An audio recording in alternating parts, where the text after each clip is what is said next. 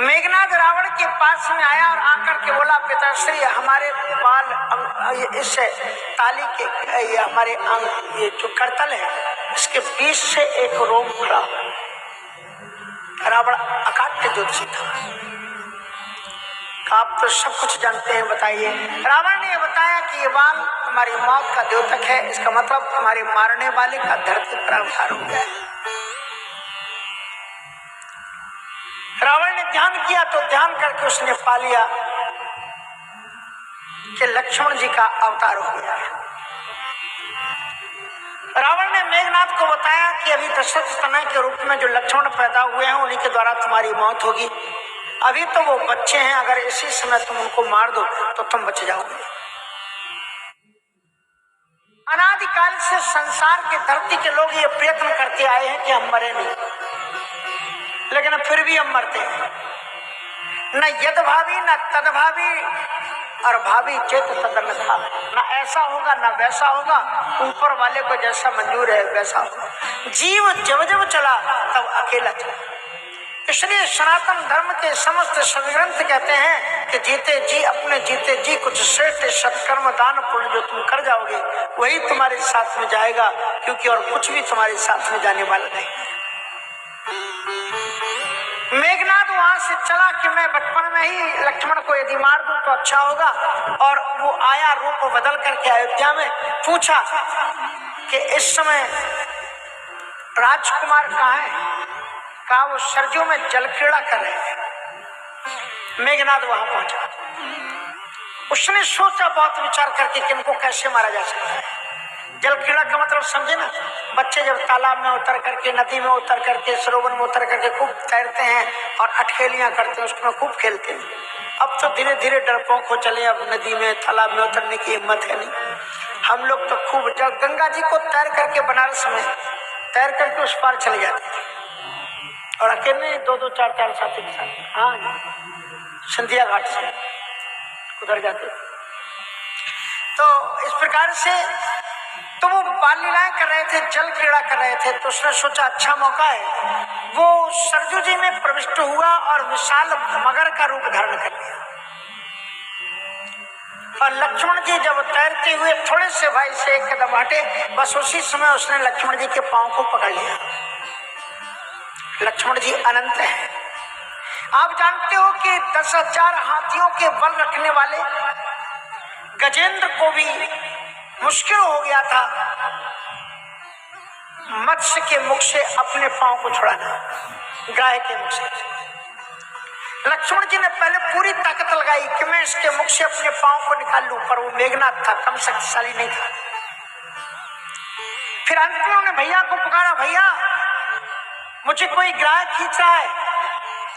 राम जी तो सर्वांतर्यामी है, राम जी बाल लीला चल रही है। एक बाण ऐसा मारा कि उस मगर का मुंह खुल गया, और वो बाण, राम जी के जो बाण थे ना क्रियाशील थे, वो रूप धारण कर लेते थे। उसका मुंह खुला, लक्ष्मण जी मुक्त हो गए, और वो बाण उसे सरजू जी से निकाल करके उस मगर को रेत में ला करके उसने पटका उस मगर को।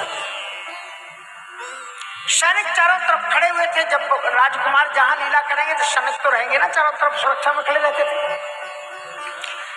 सुमंत्र जी ने तत्काल आदेश दिया और उस मगर को एक विशाल ताबूत में बंद करके कीलों से उसको कस दिया गया, और जो उनका चिड़ियाघर था वहां ला करके रख दिया गया उसको।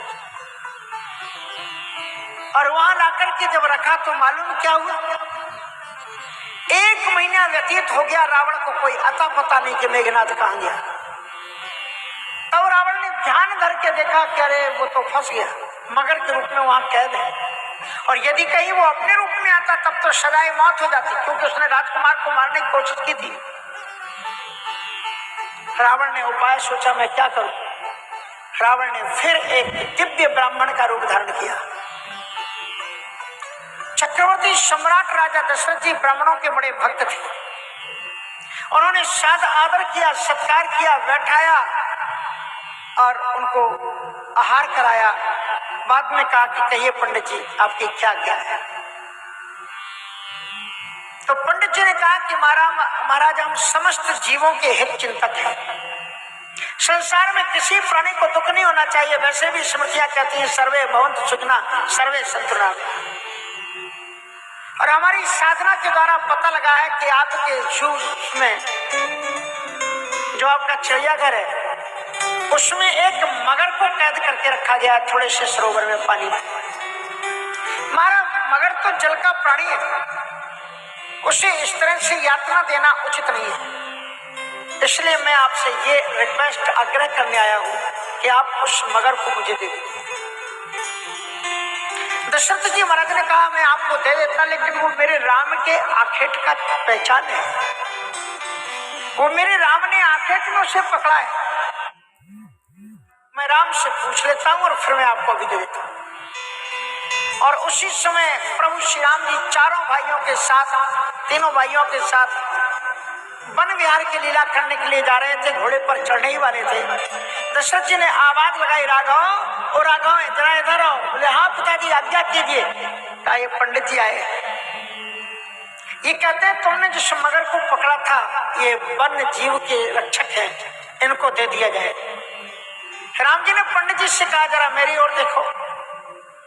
और जो ही पंडित जी ने राम जी के मुख की ओर देखा तो राम जी जान गए रावण है। पर राम जी कहते हैं कि चलो अभी तो इसको रहने दो कुछ दिन। इसलिए राम जी ने कहा कि पिताजी आप अपनी जो प्रतिज्ञा है कि आप ब्राह्मणों को कभी खाली हाथ नहीं जाने देते, आप अपनी वाणी को सत्य कीजिए, हम देख लेंगे। नहीं समझ पाया कोई कि हम देख लेंगे, क्या देख लेंगे। पर रामायण में इस घटना का संकेत है, आपने रामायण कई बार पढ़ी होगी, देखा है। जिस समय लक्ष्मण जी को शक्ति लगी है मेघनाथ के द्वारा, तो राम जी ने रोते हुए एक ऐसी चौपाई कही है जिसको अर्थ कभी कई बार घूम जाता है। राम जी लक्ष्मण को गोद में लेकर के रोते हुए कहते हैं कि जो जाने त्यों पितु बंधु बिछोहु, जो जाने त्यों बने बंधु बिछोहु, तो पिता बचन मन त्यों नहीं हो। यदि मुझे ये मालूम होता कि जिस दुष्ट मगर को मैं छोड़ रहा हूं उसके कारण एक दिन मेरे भाई लक्ष्मण को शक्ति लगेगी, तो मैंने उस दिन पिता का कहना नहीं माना। तो बाल करे हरि बहु विधि कीना, बाल करे हरि बहु विधि कीना, बाल करे